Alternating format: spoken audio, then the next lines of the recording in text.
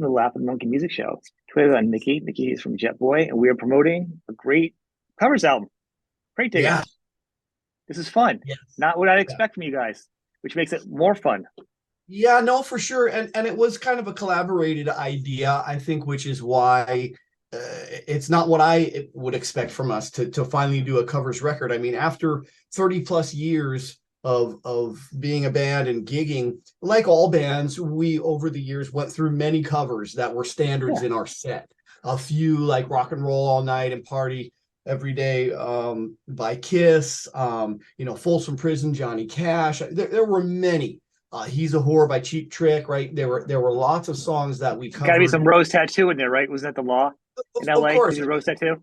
yeah. We're everything. Ace of Spades, like Yeah. over the years. There's ones that you did once or twice, and there's ones that you did repeatedly that kind of became more standards.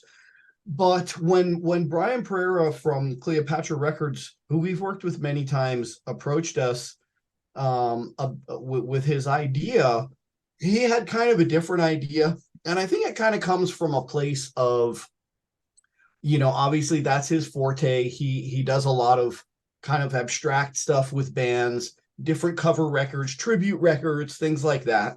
And obviously he kind of has his motives of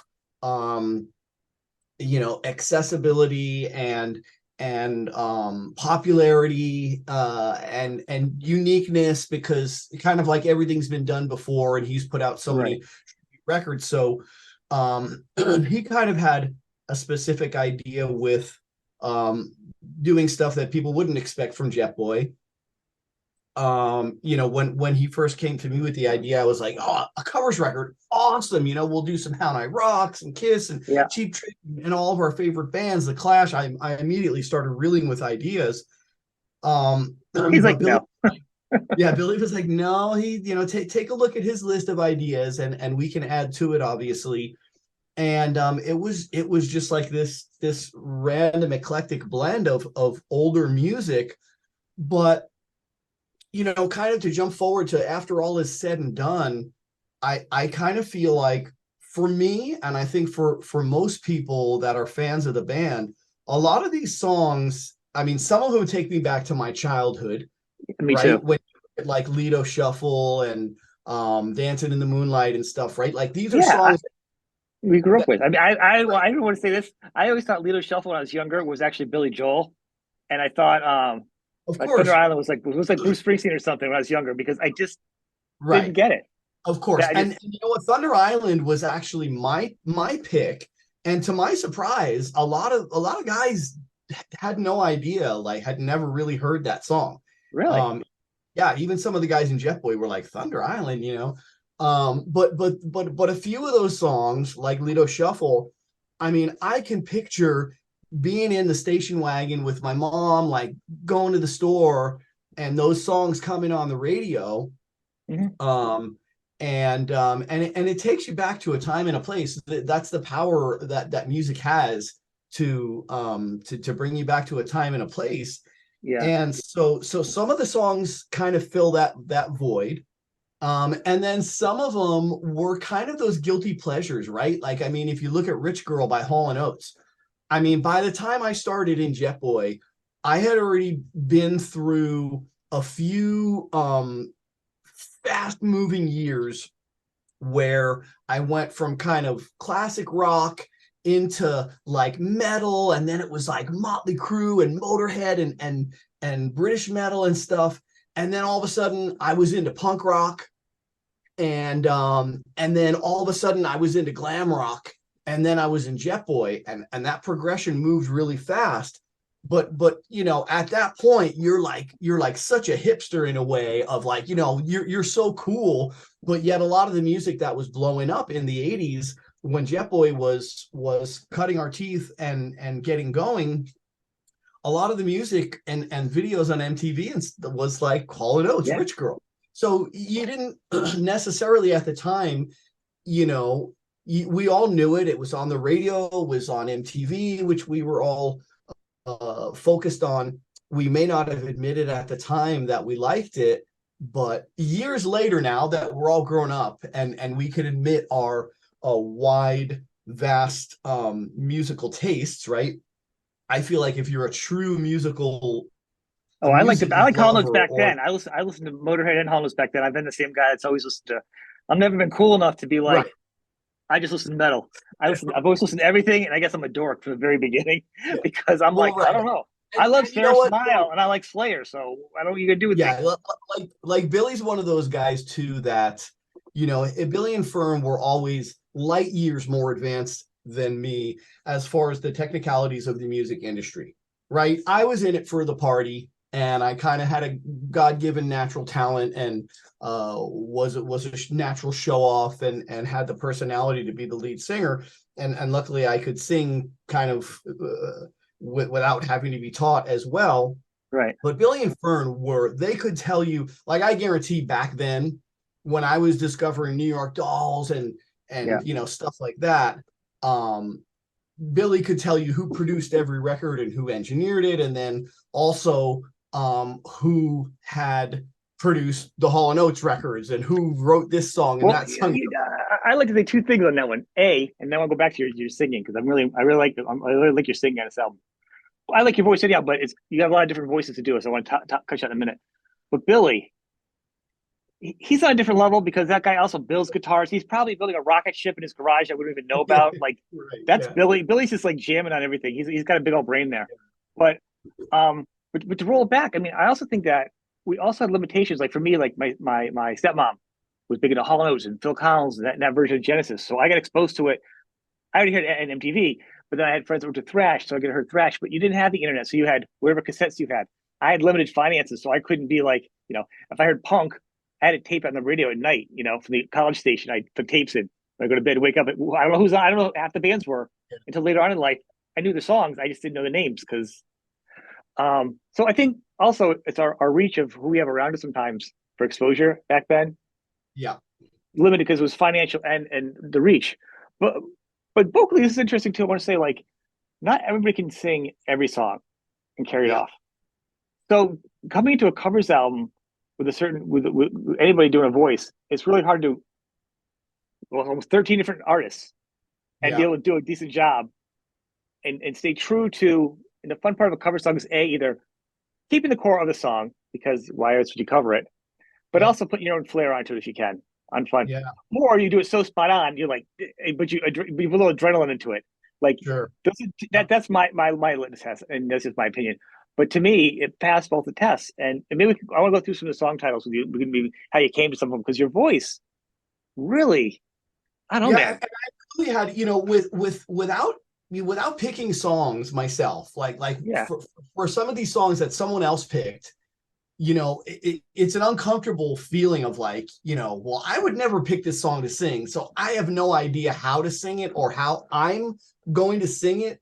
But luckily, once we started recording, I didn't really hardly do any prep. Like I did some, hmm but until we actually got into Jimmy's studio, our guitar player who produced and engineered the whole record, until we actually started doing it, I didn't have a lot of preparation work. And yeah, so it was really kind of a winging it for some of it, but it really came together, and the songs really have a style, kind of all of them, in a treatment. But yeah. also, there are some on there that I would have picked. You know what I mean? Like for instance, the Rainbow. Since you've been gone, I Right. mean, I Graham. think it was right there. Yeah. He for me, he's in my pocket. He was a big influence for me. Growing up way before Jet Boy, I'm and speaking to him in a few. I'm going to talk to him in a soundtrack. few weeks. Actually, talking to Graham in like 2 weeks. I'll have to Yeah, ask him if he's heard his cover. and that's one that I didn't want to none of well like we wanted to just play the song. Like we Right. didn't want to try to do any kind of rendition, just the song is perfect as it is. And I could never hope to sing it as good as Graham, but when I started to sing it, I felt like this is in my wheelhouse. I can at least do this justice. And I think I did a pretty good job. No, I think you did too. You did, and it's you can't compete. No one can ever compete with the original. No one can sing of a Queen course. song. Yeah. Freddie already Yeah. sang it. And of He course, owns it. if I You would did have too. spent a week working on just that song, could I have gotten it better? Are there little things in there? Yes, of course. But this is not a big budget thing, and I think the energy of, I mean, most of the stuff I sang is one take, and there's not a lot of doubling. It's single vocal stuff, and it has the rawness and whatnot, but that was definitely one that we wanted to keep true. And then some, obviously, we did. We just kind of heavied them up, really. It's yeah, some of them are like, so like, since you came out, I mean, there's only been like one of the real big cover of that song. So it's a good song to always have. That's always been a favorite. Every couple months, I always throw that back into my song list. yeah, So we talked about, so then I mean, just want to go through these with people. Like Rich Girl, you pretty much kept to the true feeling of it, made it a little heavier. It was great hearing yeah. your voice doing that. And and actually, Hall and Oates are having some problems. You might be the next Oates. You draw a call, you might be able to do the other side, now. Yeah, right. Like a resume tape. Hey, It's man, fun. It's that good. would be a dream come true, literally, to get a phone call from someone like, hey man, we need a singer. Like, I'm ready, let's go. Daryl Hall is just ridiculous singer and songwriter. He is Oh so yeah, good. Sarah songwriting. Smile is one of the best top 10 vocal songwriting. Yeah. It's up there with like Oh other yeah, pop like songs with every time. Clapton or like any of the top, yeah, But if you're talking absolutely. just pop songs, I'm talking like they did the Bee Gees and like Air Supply. Like I'm talking like the songs that even if you say you don't listen to them, you know them because like the perfect Exactly. pop song that you Yep. just go. That's up Yeah. there. And Um, Rich Girl is one of those simply amazing songs, yeah, right? It's it's a so fun song. simple. I mean, it's like there's so few lyrics. It's repetitive. It's short. It's like kicks right in with the chorus. You know what I mean? Like that's the You don't even genius hear of it the. though. You've never heard that song. Like I've never heard anything similar to that before and after. Like, oh, Rich Girl sounds like I don't know. That's what's so fun about that song because it doesn't really sound like anything else. It's got a Yeah. good beat. Definitely has the R&B feeling that those guys grew up with, that soul to it. Um, Oh, so before you go though, that is yeah. Again, that fantastic. that was my pick, and I just look there's a story behind this, right? It's a cute story. At about 4 years old, when my son started learning how to use an iPad and going on YouTube, he also learned to use Xbox and was like playing Left 4 Dead, like killing zombies at about 4 years old. He took to it really fast. And, so he's got the iPad and, irresponsible parents, no idea what he's doing, and he's scrolling through stuff, and he's On the dark web. video, and he's singing along to this song and this artist, and we didn't know who he was at the time. My boy is 8 now, so this is 4 years ago. We were living in Hawaii still, and my wife came to me and said, like, Damien's like listening to this artist. His name is Louis Capaldi, and so we started getting into him. We started looking him up, and he was really big in the UK and Europe at that time. Really hadn't hit in US yet. And we fell in love with him. And I fell in love with him as a singer-songwriter. And then I started seeing other people paying attention to his music. And I started seeing people covering his stuff like Nick Jonas and different, artists. And I'm like, yeah, this guy is like the real deal. So we've been a fan of his, for 4 years or so now. And my wife was like, you got to do a Louis Capaldi, man. And I was like, that totally doesn't fit with this record, but I brought it to the Sure table does. anyway. And the guys were really skeptical at first. None of them knew who he was. And I even got on the phone with Brian. Like I called Brian. I'm like, dude, I got it. Like if I get to pick one song on this record, which I did, a couple of the choices were mine. We'll get into, but that was one. And Brian looked it up and saw the 3 million views, on the videos or whatever, and he was like, Yeah. oh, okay, yeah, this is Well, good this. here. Yeah. And then literally the guys jumped on pretty quick, because as soon as I brought it to their attention and they started looking into it, they were like, yeah, this is good. You And tweaked and it better that though. I was like it better now. I knew it, but then I was like, wait a minute. I had to go back. I think I'm like, that can't be the same song. And I went back and I hear it. I'm like, he's got a yeah, great voice and there's nothing about his songwriting, but you guys actually made it like way different. Like you own that song in your own power way. ballad. We literally Yeah. made it a power ballad. And if you look online, there's videos of him like playing it on an acoustic guitar in a train station. Mhm. There's videos of him playing it just on piano and singing. There's more elaborate versions. There's a bunch of covers. So I had a good amount of resources. But I had no idea when I went in, like, how am I going to sing this? And we actually did a few treatments. The beginning part, it was the difficult part for me, because once you get into the power rock Right. vocals, that's in the same wheelhouse as the rest of the tracks and the way I sang them.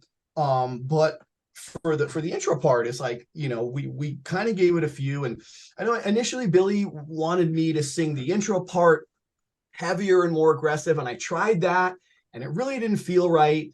And then I think I did a version where I sang it too clean and pretty. And then I kind of decided on the deeper vocals, The which mid is really, baritone, which is yeah, perfect. which is really different for me. Like, I hardly sing anything that way. And it just seemed to feel good and fit with the song. And I'm really happy with the way it came out. It's To me, that's one of these soundtracks in a way. I was not expecting that. Like, yeah, I think it's a good album, and I'll say Funk 49 gets stuck in my head forever. But we'll get yeah, to that. But yeah. but to hear that, like, you stretch and do something different is really great. And I have to go back and listen to this loose now, because I think you help divine some lines. And one good thing about an album like this to me, I mean, you call it crate digging because it's obviously back in the days with records, and you dig into a crate, and that's what I do if I'm looking for used records. People that don't remember what records were back in the day, A lot of people know young that kids, too. young Like, kids. what do you mean by But crate digging? I'm like, really? Like, going to a yeah, record store and through crates, to me, crate digging is a great name for it. Or yeah, I don't think I think of the rabbit hole, because this has put me on a rabbit hole. I hear yeah. That one was song, my I'm like, idea too. oh, The title I was my idea too. you don't know Not what to, happened. I listened to Eastbound and Down, and I went on some down old country kick of guitar picking and Jerry yeah, Reed like a day and a half because of that one. of course. And you got to go back and watch Smokey and the Bandit, Oh, because yeah. that was the So I title mean, track for Smokey. I hope that this leads people that aren't aware of these artists to it. Yeah, And I exactly. always say, if you like an artist, find out who that artist like, because it goes back, and you like go, oh wow, you know. Yeah. That was great. I mean, so you did Dancing in the Moonlight, which is like played at like a lot of weddings, so everyone's kind of familiar with that one. It's different to hear Yeah. you do it once And again. that one, I don't know if you knew this, but we had some guest appearances on that one. So, first of all, we recruited our old band member Sammy Yaffa, who played bass on that. Yep. And I want to say, I think he did he played like an upright bass on that as well. Like, it might have been electric bass and upright bass. I'm not exactly sure, but I believe. And then we had Tuck Smith from Biters, and now he's in Nashville, songwriter. He has Tuck Smith and the Restless Hearts. Amazing guy. I had toured with him before, and we were friends. Amazing singer songwriter. So he sings the second verse Yeah. on Dancing in the Moonlight. And then we recruited Danko Jones, who, again, Tuck and Danko, huge Thin Lizzy fans. You hear a lot of Yeah. Thin Lizzy, especially guitar wise, in Tuck's music. And of course Danko, huge Thin Lizzy fan. He's got that voice. So I sing the first verse, Tuck sings the second verse, Danko sings on the choruses, and then he also sings on the outros. And there's a couple parts in there where he sounds exactly like Phil Lynott on the vocals. So to me, that's an extra special track. And Yeah. another one, like, I was like, God, how am I going to sing this? Like, I don't sound anything like Phil Lynott, and I don't know what I'm going to But you do, but I honored it. just, Yeah, that's great the yeah, way you did it. That's smart. You honored it. You had fun with it, but that's the whole goal with it. You do yeah, it before you go. You rearrange it, or you do dancing. yeah, I'm a big Supertramp fan, so yeah, right, I'm going to tell you, Breakfast in America is just like another yeah, quintessential album that's like a blueprint yeah, of writing songwriting. So yeah. that into the next song. You know, I mean, I grew up in New Jersey, and I can remember hanging out with my friends at the local park or whatever, and that was it. I remember around the same time, like Styx. I don't know yep, if it was Grand Illusion, but Styx had a record out at the same time. It was like Styx. It was ELO. It was Supertramp. And then you had the other stuff too, like Leonard Skinner and stuff like that. That was big at the time. But I remember, yeah, well, Supertramp was one of those bands that, I mean, for being a kid, and just, it was on the radio. So, but when I think back to it musically, I had the you record know, as a kid. I mean, it was, so advanced and so technically, it Proficient was with just an keyboards and amazing stuff. record. Yeah, and that probably wouldn't have been my choice of a Supertramp song, but man, when I listen to it now, I'm like, Yeah, the riff is so heavy. exactly. Like I listen to that song and I just can't sit still. So again, had no idea how I was going to sing it. The vocals are Hmm. really kind of quirky on that. But I'm so happy with how it came out, and the guitar work. It's a good song. Yeah, the guitar work. I always say the band did a spot on job on all these songs. So just 'cause I'm not talking to the members, that's what I'm talking about. But the album, the music is fantastic. Production sounds great. It's overall Yeah. a fun thing to put in. Um, Lido Shuffle, as I say, I always thought it was Billy Joel when I was a kid because it sounds like that uptown Billy Joel New York sound. Do you know what I mean? Yeah. That that's his sound. He owns it. Yeah. So who you say Brian picked that song? Yeah, I'm pretty sure that was on his list. Um, again, for me too, and a lot of people seem to say, like, I never knew it was called Lido Shuffle. And I'm Yeah, like, I me didn't know that too. either. Yeah, I can picture like being in the station wagon with my family and the song coming on the radio. I had no idea what it was about, yep. or probably even ever, listen to the lyrics. And I definitely did, Boz Scaggs wasn't like a name in my mind that was a big name, although you remember it, but Oh, yeah. I probably couldn't name another Boz Scaggs song, although I'm sure there's ones that I've heard. Um, but yeah, I mean that song is just a groove, right? It's a shuffle, Once again, it's in your head again. That song, it's for the rest of the morning, you hear that on the way you go to work. You're still singing that at lunchtime. I mean, that goes in your head. I yeah, actually heard it this morning on my way in of all the songs. That was stuck in my head still. You know, yeah. And like with that track, vocally, like first of all, Jimmy, our lead guitar player, as I mentioned again, who produced and engineered the record, super talented guy, and he's also an amazing singer, right? He mm-hmm. he plays in bands, 4 nights a week or whatever, so he's He's working his super voice. active. Yeah, and he's got an amazing voice. Todd Kearns, bass player for Slash's band and Mm-hmm. numerous other projects, sang a lot on this record. He's got a lot of background vocals in there. So on those songs, of course, Billy sings on the record as well. That's one of the songs where on the choruses, Rich Girl Everybody. and Leap Shuffle, where those harmonizing choruses come in and it really lifts my vocal.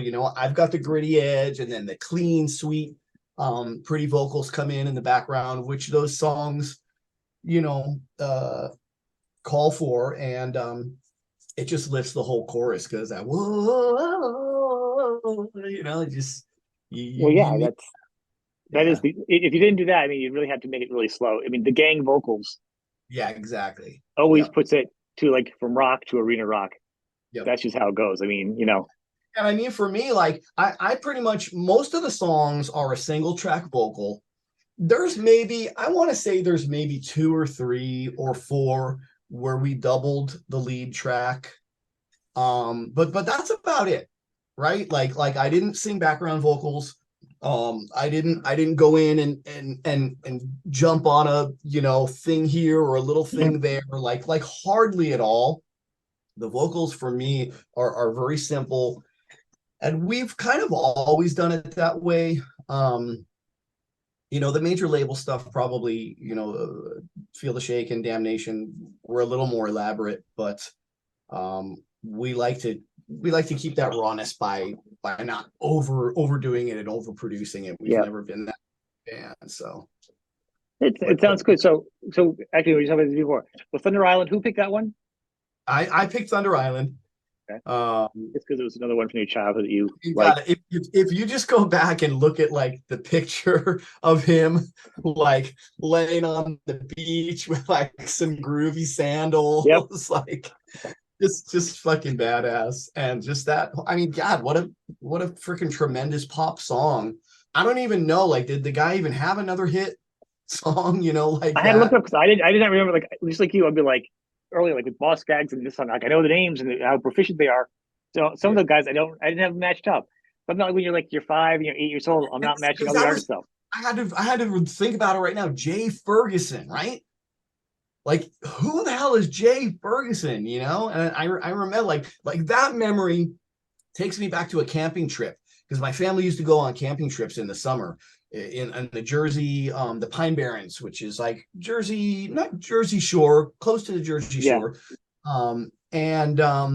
And we would go to campgrounds where they had a lake, and they'd have like a pool, and they always had a rec room with like ping pong and pinball machines and stuff like that, right?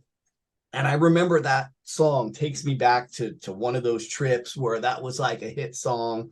I think probably a cover of Rolling Stone too was around the same well, time. But that's the thing. You hear the songs, they do bring you back. They bring me back too. So like I'm like, 'cause I remember I have memories when I think of these songs. So a few of them, they are great. Can't you see? Really great harmonies in that. Really good vocals in that one. You know, yeah, that was that a was that. favorite for me. That's just for me because I've always loved bluesy, soulful, the little bit of southern stuff. I mean, Allman Brothers, right? I probably always thought that was an Allman Brothers song, I did too. I did too. you I'm know, guilty of a lot of that when I kid as a kid. like Silver Dollar, right? Would be Yep. another one that I would love to sing because I love to sing bluesy. Obviously, I'm a big blues Yeah. fan. I love harp.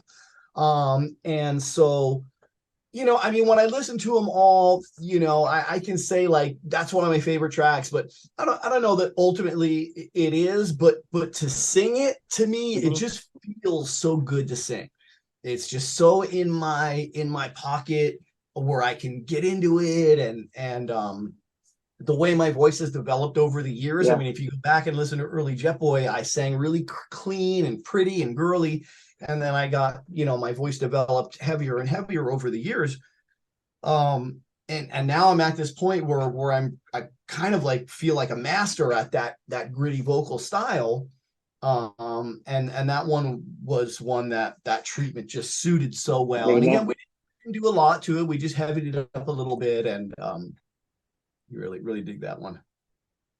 So this one, so like the standouts for me, I'm gonna say for the album, just personally at this point, it probably before you go, the next one, which is Funk 49 and Eastbound and Down. Before you go, so the Treat Me guys into it, and Funk 49 and Eastbound, just because of the guitar. But so Funk Yeah. 49, the Yeah. riff, Fun it sounds perfectly. The guitar, I just gotta say first, I'm sorry, the guitar sounds so not Yeah. too dry but crunchy. It is produced perfect. Yeah, I think I might exactly. have that to play back and hear just that riff a couple times. And again, yeah, Spot that's on, spot on production. great guitar player, Yep. great singer, and I mean, it's his studio, like it's his home studio, like it's got it set up amazing. He doesn't produce a lot of stuff. He's kind of picky and choosy with stuff that he works on. And Yeah, I mean, he's got an amazing collection of guitars, obviously, and Really. his guitar tones and everything. He's like, him and Billy geek out on guitar stuff. Like, he probably talks to Billy more often than I do because they're like on their guitar vibe, you know what I That's mean? gotta be But awesome. I would be like this. yeah, and that's one of those songs, right? I mean, it's Joe Yeah, Walsh, like, you got to really be careful with this. you gotta and honor and it. I was a little nervous going into it because his vocal style is just really just different, whiny, and I was like, Right. God, well, what am I going to do now? How am I going to sing this? But as soon as I started going, I was like, okay, I can do this. So I can still do a little grovelly, edgy style, but also I can get my voice to that whiny kind of, Yeah. sleep all day, out all night. So I'm happy with how that came out too. And again, you don't want to do too much with it or rearrange anything or anything. It's a very simple song, right? Well, like since you've been gone, you honor it. You kind of keep the energy. It's fun to hear it again because it's a song. Once again, you don't really Yeah. hear it. You know it, but you don't hear it enough. Like especially nowadays, this is great because the classic rock radio format's kind of changed a lot now with internet and and times it gets further and further apart. Classic rock is now like ancient rock for some of us. Could be age groups now. I mean, it's really so to bring this back out again is really fun.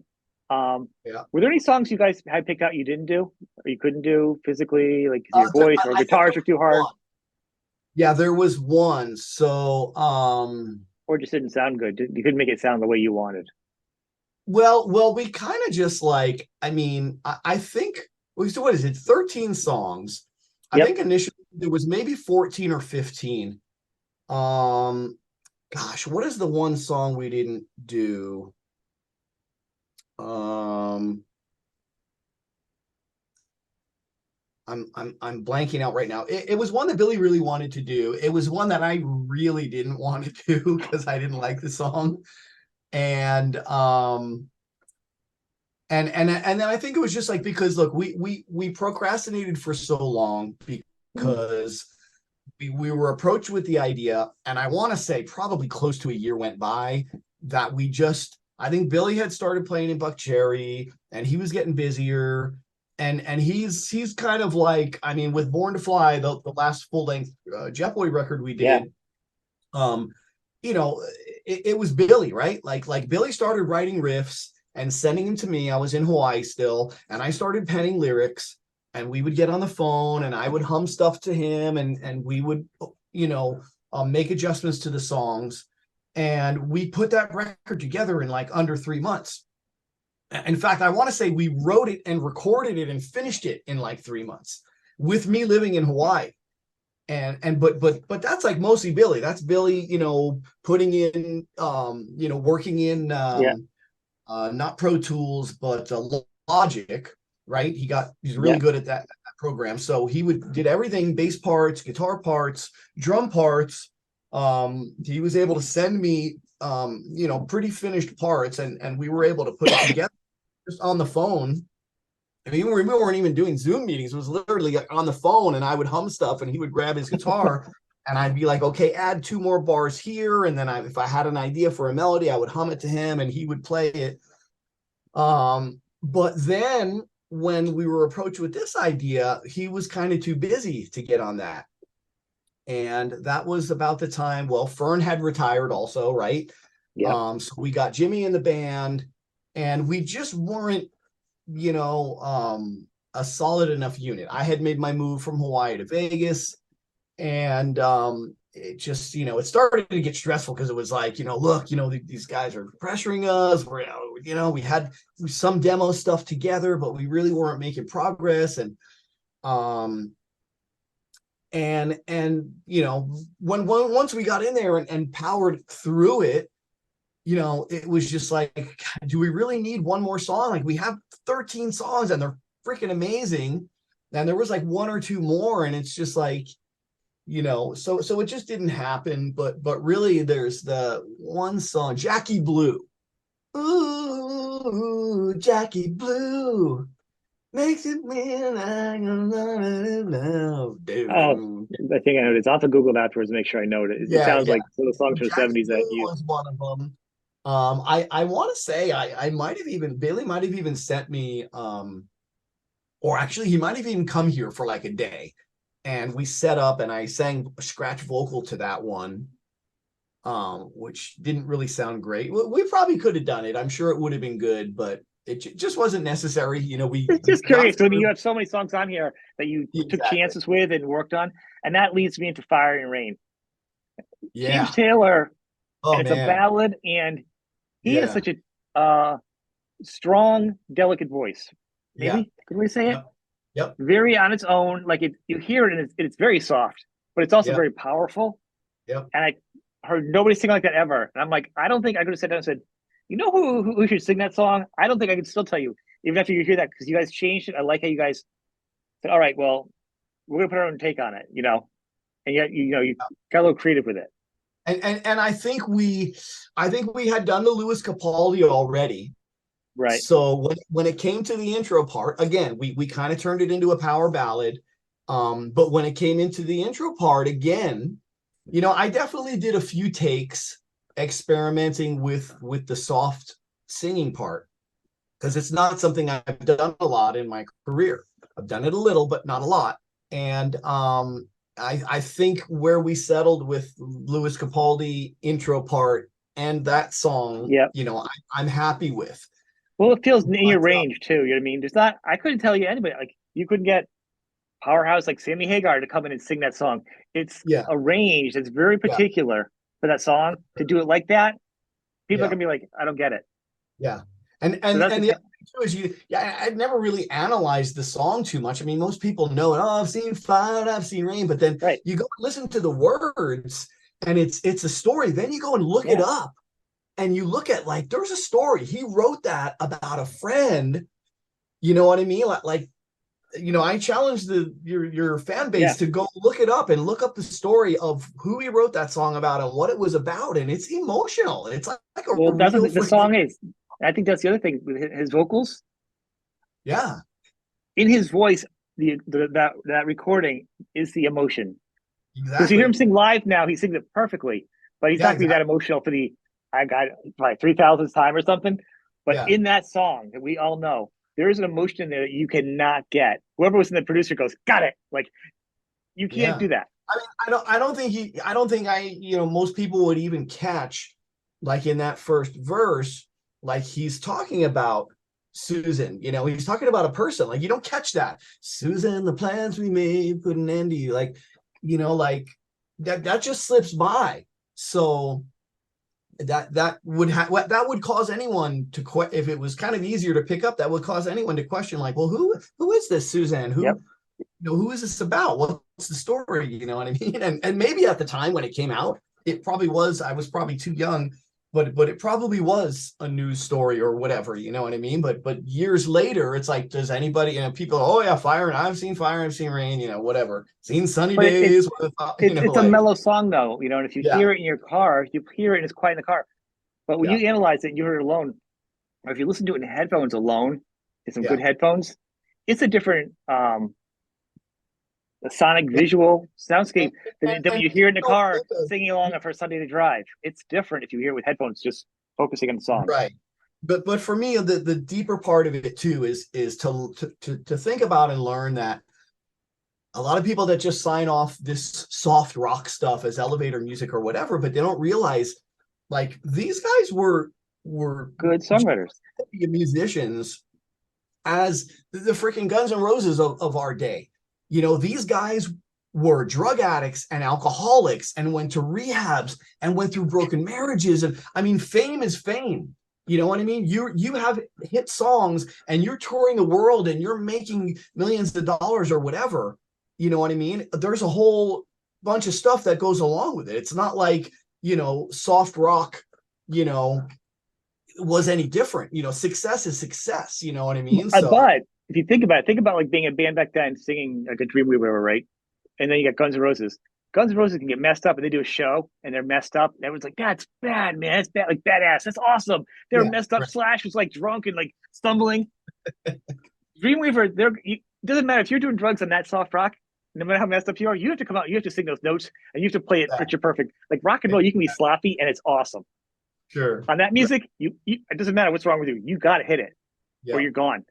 So Yeah. to me, that's actually even harder More pressure, yeah. And to maybe really that's why. deliver it. That's why you don't think about it, but those guys did have drug problems and alcohol problems because there was so much pressure to perform, It's yeah, and being messed up. I think, and the musical, the guitar playing back then was just awesome too. I mean, we'll talk about it in a second. So I do dig what you did with the song. I think it's fun. I really enjoy it. I was very curious when I saw it. I almost wanted to skip ahead, but I'm like, no, I want to know what this song's about. Like, I'm so interested in each song's. Actually, all the way through them and listen to them. Cover Rolling Stone, good song, good cover, fun Yep. song. Yep. You know, Yeah. makes sense. It's on the album. That one makes sense to me. That it should have been on there. Yeah, that one. So I think like with that one and with Dreamweaver, I think, probably the one, the one well, together. but there's two with Thunder Island and with Yeah. Cover of Rolling Stone. Obviously, we sped up the tempo. Okay. Yeah. Thunder Island is a good couple of notches faster, which kind of gave it a little bit of that Jet Boy punky feel, although still kept its poppiness. And then Cover of a Rolling Stone too. Obviously, we really kind of punked it up, not just heavied it up, but we raised the tempo and we really, it's the lyrics are spitting, right? I mean, Yeah. the lyrics are great. So I advise you to go actually look up the lyrics for that song because it's hard to understand because I'm singing so fast, and which sounds great with the treatment, but the lyrics are freaking hilarious. That whole song is Yeah. hilarious. And Well, I hope that people go that back and listen to every single song that's on here and look at all the artists and take a minute. This is the yeah, Rabbit Hole album because this, no, for right, sure. all 13 songs, people need to go back and look at all 13 artists. Yeah. And because it's fun. I mean, Yeah, great well, versions. You sped them up. Some of them needed to be speeded up, sped up to me yeah. because I'm like, oh yeah, And that's what it needed to me. I've only seen a few reviewers so far. But so far the reviews I've seen, I like because I've seen a few where people are basically like, well, I never liked Hall and Oates. I never liked this song. I never liked this artist. I didn't like this song, but now I do. Like, I love this and I'll listen to this. I would listen to this version over the original any day because now I like it and I Yeah, didn't like it. So that's kind of cool. I flattering. mean, Yeah. no offense to the originals. That's No, not no, no, trying to do, but at least it makes me feel like, hey, great, no. But we if produced you're bringing outliers into their songs by a different twist on it, it's exactly. still their song. I think. And then I've heard a few people that are like, well, I love these, but then I don't know, these two for me. Like I think one guy was saying that cover of Rolling Stone and Eastbound and Down, which both kind of have a similar feel. Yeah. He wasn't as into. But mostly, I like that what people are saying is it's a great record and it's a lot of songs. Some of them you might have never heard, but you're gonna love it. Some of them you totally know, and you're gonna love what they did with them. And I haven't heard anything insulting or No, offensive. I don't think. Like, I think you should be very proud of your voice, especially as you get older. We know vocalists. Your voice goes as you get older. Things change. There's a lot of yeah, things going on with my body that didn't happen 20 years ago, 10 years absolutely. ago. So Yeah, I'm telling you right now, these vocals are actually, you're right. You're pushing through. You're getting better. You had yeah, good vocals before. I mean, you really stretched it and you delivered, which was really, really exciting. And that's why I was like, I heard it. I'm like, we got to talk. Like when you messaged me, you're like, hey, the album's out. It's like, what? yeah, And like, I was doing something. I saved it and I went to bed that night listening to it. And I woke up. I'm like, I was listening to it. And it's exciting. And I had just been talking to somebody. This makes me think about this is at the time when a lot of musicians, because you're like in your late teens and your early 20s, doing the rock and roll thing, you were learning people. If you learn cover songs, being a rock band and going tour, it's kind of like going to school, studying, and go to college because you're learning your rock and roll yeah, steps. The college, the touring, it's the college. But when you do a lot of cover songs, it teaches you how to write a good song. yeah, for sure. Absolutely. I think. I mean, I started playing guitar like say 6 years ago, maybe, and a lot of songs I couldn't stand. I just didn't get it. Uh-huh. Then I played some super songs you hear in the elevator. Just songs you're like, I've heard a million times. You start playing it, you're like, oh, that chord's there. That's there. There's a note. Oh, that's so smart. And then next thing you know, you're like, oh. And then Yeah. it's just left me open to everything now. And I think something like this on so many levels could expose people to be like, I didn't hear the song like that. I didn't hear it before you go like that. So Yeah. Sure. that's what's exciting about cover songs. And Eastbound and Down is freaking awesome. That's a great cover you Oh guys yeah. do. Hell I think it's yes. great. You guys honor the Yeah. guitar work of Jerry Reed. People need to go out and look at Jerry Reed's work because the dude Oh is yeah. not just the guy, the truck driver from A lot of Smokey people, Bandit. yeah, a lot of people only know him from the Smokey and the Yeah, Bandit movies, but like he was a musician first, you know what I mean? So I mean that's how he he is a good guitar recorded player. the songs for He's that. like, yeah, you'll find him and Roy Yeah. Clark and Waylon and all those guys Oh, dude, together Rick Clark. picking and chicken picking and stuff. It gets just you're like Oh especially if you're yeah. rockers, you can be like, oh, I get it. Like it's some great guitar Yep. work. It's not like Shania Yep. Twain country, and I'm not knocking it's not particularly my thing, but it's not Yeah. new country took over where heavy metal left that arena thing. I think from the '90s, I think it just kind Yeah. of picked up again. But this Yeah. country, this Western end country music, Exactly. Yeah. it's a whole other breed, and you guys Yeah. honored it. I listen to a lot, over the last 10 years or so. I really got into Hank Williams the third, Oh, Hank yep. 3. And my wife and I love him. I have all his records. Like God, I mean, I love to sing his songs too. Like you put on any Hank 3 song, I will sing it note for note through the whole freaking song. Almost all of his records you can put on back to back, and I know every single song. We've seen him live a few times, and He's I got a and lot I of records. love, He's got a lot of different types of music too, though. That's a yeah, guy who does a lot of different music. That's an oh yeah, artist. yeah, and He Yeah. And his players, you know, his guitar pickers, his pedal steel player, his he's got a guy that plays dobro. Like we've seen him live, and they're freaking amazing. He's an amazing musician. He can play everything too. He's a badass drummer, guitar player. He can play fiddle. Like he literally can play everything. And he is dedicated. And I think if he wanted to just be commercial, he could focus on one thing and use his legacy, or whatever, and be huge. But he's so into songwriting and just everything that he's Yeah, in it. He's in it to win it for the music, which pretty is much just given so. the middle finger to the music industry through all of his music too, and been But like, I yeah, he'll just do do any what I type of want. music. He's Yeah, got country, he's got punk. He'll be doing like stuff on the stage and metal. Like he just does whatever he wants on whatever yeah, instrument, and he just kind yeah, of goes. He's have song will travel, and to me, yeah. that's a musician right there, and he's a good songwriter and player. So that's it. Yeah, people check out Hank 3. Actually, check out all the Hanks because all the Hanks are good on their own. I mean, Of Hank course, 3 is absolutely. definitely Yep. more current for a lot of people that like some heavy music and some country. He And kind of he carries it over. for the person who says like, you know, like, well, what kind of music you like? Oh, I like everything well, except country. Don't say that. Don't say that. Don't ever say except country, because if it wasn't for country, we wouldn't have rock and roll today. Well, actually, what Country and I'd blues say is I say I basically like became. everything except for I don't listen to. I don't hate anything, especially music. I don't listen to the newer country. I don't even Of hate it. course, It just and that's doesn't jump fine. out at me. There's too much music to But like but before that. but that's like saying, you know, I mean, that's like lumping all rock or all Okay. metal in the same category. You know what I mean? It's like, sure, I don't listen to all country, but I'm not going to say I love everything except country, because there is good country. Yeah. And if you're really picky, you might find that you only might like Hank Three. I would be fine with that, because you're going Yeah. to get the country picking. You're going to get a lesson in, you know, the guitar work alone. But he's also a master at writing sad, like emotional country songs Yeah. that are way deeper and darker than the saddest, you know, country song you've ever heard. Like Hank Three is a master at that. You know, Yeah. listen to He like is. Angel of Sin or any of those slow songs are freaking amazing. And he is good. So hopefully the 14th artist will push on to people today. Talking about the album, that'll Yeah. be the add-on for this one. You know what I mean? And Because he is. let's hope that's what we do with this record, right? Like, I hope it makes a lot of people happy. I hope a lot of people buy it. I hope a lot of people listen to it, add it to your Spotify list. You know, Yeah. obviously there's not a lot of money behind us or it, and you know, so we're trying to promote as much as we can. We did just get booked to go to Australia next year, which is exciting. We don't play a lot, and basically there's me and the band now. Billy jumps in when he can, but he's pretty busy with Buck Cherry. I mean, they've And done what 2 albums since he's been in the band. He's only been in the band for like 15 minutes.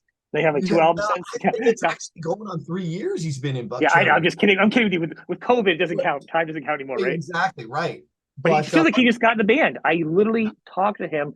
My first time I talked, first one you Jet Boys I interviewed was him when I first started the show. I think yeah, literally he knew he was in the band while I was interviewing him, and like shortly after they announced it.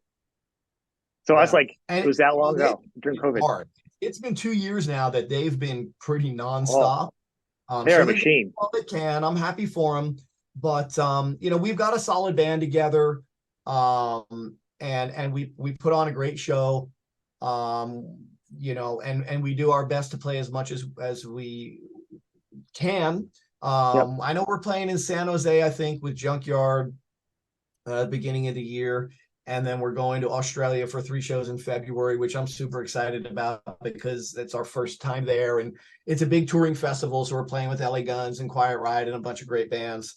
And hopefully we'll continue to get more offers. But, you know, tell a friend about Crate Digging. I hope it makes people happy, and I hope it takes you on a musical journey like it took us on, and gets you digging, because once you start, like once you go look at Dr. Hook cover of Rolling Stone, you're Yeah. going to see other videos pop up, and you're going to, oh, who's this band and who's this band? And that's kind of how some of these songs came together. Was stuff popped up, and I might have been looking at Thunder Island and Dr. Hook, you know, popped up, or Eastbound and Down. I was like, oh yeah, I remember this when I was a kid. I I love can't tell this you song. how many hours to hear this Yeah, complete album to absorb it, getting sidetracked with other music. It took yeah, me to get exactly. through this album, and that's Yeah, fantastic. I mean, and I tell people out there right now, I always say artists are not making diddly squat from streaming or albums, or whatever. yeah, Even podcasters, like anybody does anything for music nowadays, really, if you're not really doing it to become rich. It's all love of music. Yeah. So if you can support the artist at a show, give the money for the show, it helps for traveling. Buy the merch, buy this thing to the websites, probably buying tickets directly from the band. Do everything Yeah. you can directly from the band as you can. To sidestep Yeah. all the other And people with their hopefully, hands in their pockets. hopefully this year we're gonna get new merch together. I mean, hopefully we'll get to do a couple of videos for the new record. And we'll get out there and play and do some more touring. You know, that's our What about desire. cover? So just everyone knows Dreamweaver, it's at the end, it's awesome too. We didn't talk about it, but it's awesome. Great harmonies. One last question about this though. Are you gonna incorporate some of these songs into the Jet Boy set? Oh, Or mix them absolutely. up sometimes? Like Absolutely. Yeah. So we have now myself, our lead guitar player Jimmy, our drummer Al, who unfortunately doesn't get to play with us that much because he's super busy with projects, but he lives in Vegas. We have a new drummer in Vegas that we're bringing in for the Australia tour, and then the guitar player that fills in for Billy is also in Vegas. So with all of us here now, it'll be easier to get together so that yeah. we can work on our sets. So when we go out and do shows, we can dig into some, it's not going to be the same set. We can play different cuts from JETBOYS library, as well as bringing in some of the songs from Crate Diggin. So yeah, you That can could be good definitely for your audience though, because if you do so there's like actually people don't realize there's a little delay in our talks. That's why I keep stepping on you. You live performances because if you're a good band and a lot of bands do the festivals and the boats things. If you a lot of bands do the same sets because you learn it, you have to learn it time wise. It's practical to learn the same set for each tour. It makes sense. But when you can go a little bit deeper in, and if you're doing a couple festivals and you're like, oh, I just saw Jet Boy last time, I'm gonna go to the thing. They're like, yeah, but Jet Boy always does a different song now. Like, oh, I'll exactly. wait to that next act because I just heard their thing. If you can offer something different Yeah. Oh, each absolutely. time, it's gonna make And it a lot look, more fun because rock fans are loyal at these events. They just keep right. going. As an example, the last couple of shows we played at the end of this year, we played at the Whiskey and we played at the in Minnesota at the I can't remember the name of the festival out there, but we opened with a song that's not on either of our major label releases, so Nice. we dig into stuff that you I might like have that. never, and even like we've broken into old stuff, like Little Teaser will break out once in a while, or Car Sex, which was from our first demo. You know what I mean? So we do love to do stuff like that, and we will always do that. I get bored easy, so It there's depends. always. Some fans can't stand it if you don't do that, and some artists know they're afraid to not go the way. Some bands I like, but they've done the Yeah, same set since probably like '91. When as you long still as you see them get now, those of the favorites, which we always do, and then you get some cuts in there that people may have never I heard. know, But but it's exciting, and not everybody gets like. I'll tell you, like it upset some people. I saw a stadium tour, and I left for one of the bands. I'm not gonna say who, but the guitarist had left. The band didn't sound the same. So I stayed inside Def Leppard. I'd never seen Def Leppard ever, right? As a kid, I always wanted to see Def Leppard. They came out and they opened with a song that was their new single for a uh-huh. stadium.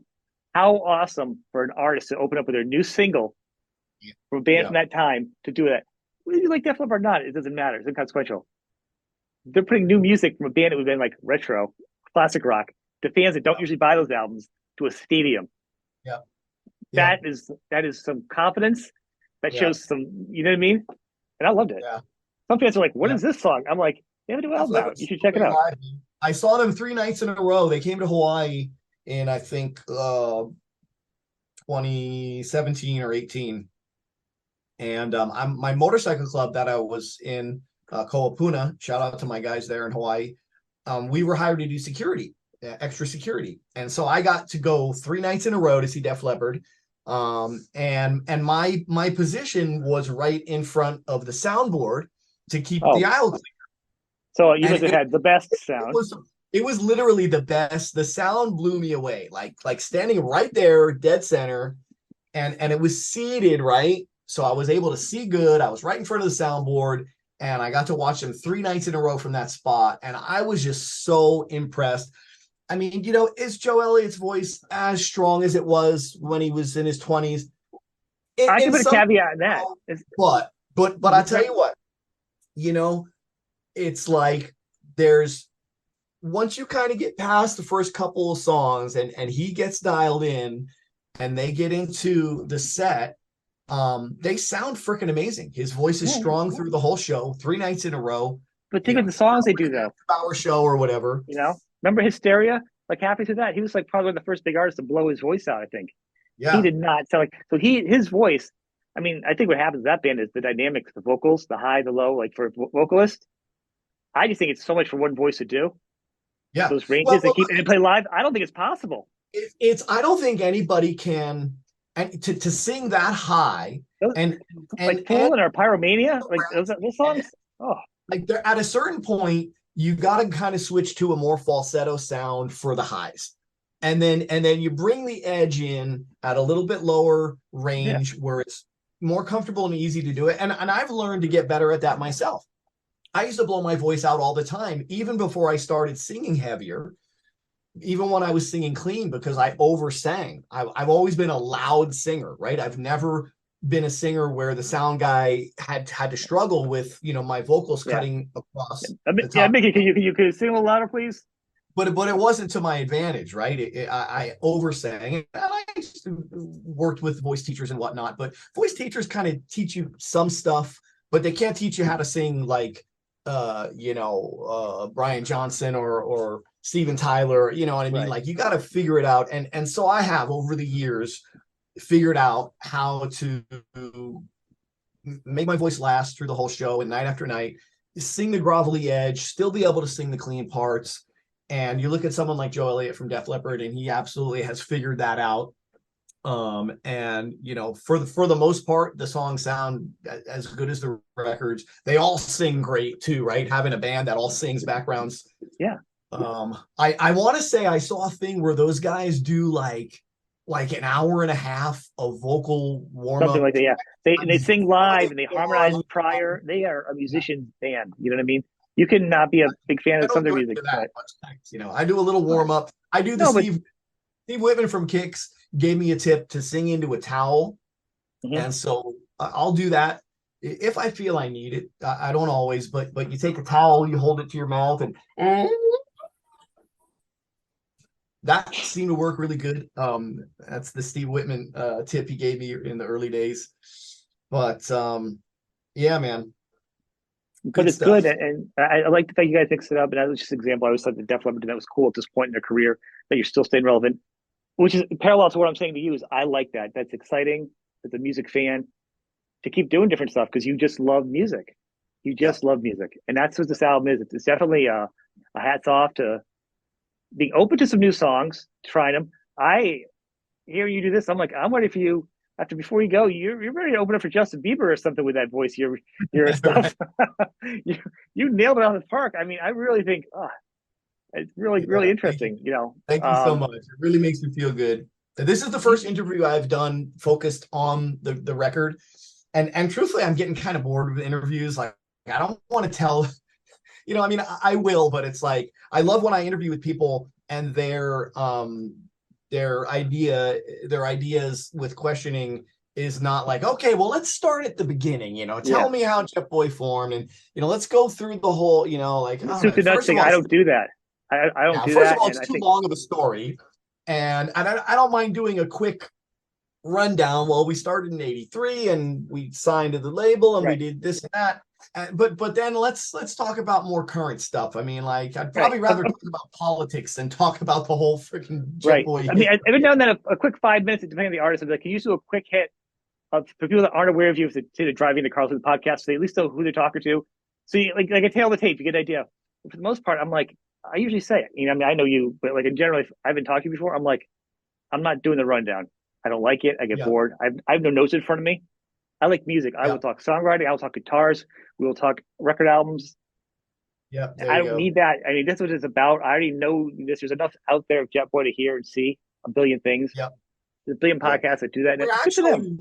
We're actually in the beginning stages of working on a JETBOY documentary, which we've wanted to do. We did kind of a small one with Cleopatra. The Glam Years or something. The Glam Years, right? On YouTube, but we really have wanted to do a more in-depth, introspective version, and we're going to try to get a lot of our famous friends on board to maybe talk a little bit about our history and their time with us and whatnot. But we just are at the beginning stages of that. So hopefully we'll get that together at some Well, point that would be soon. cool. Unrelated, you should have Hank 3 to be the narrator, but that's just me. No, right? That would be With his awesome. voice, it would be awesome. And I think what you could do is, like a lot of bands will be like, all right, before you interview me, go look at my facts page or something. Not to me, but they like to say, and it has like the history of the band. Yeah, So it's like they're trying to avoid nicely saying, don't ask me the same questions again, because that's right. what people do. Yeah, It's not fun. It's boring. Like I could talk to you every day about music, but I don't need to talk about anything else again. You know what I mean? Sure, there's a yeah. point to talk about Feel the Shaker, a reference to something.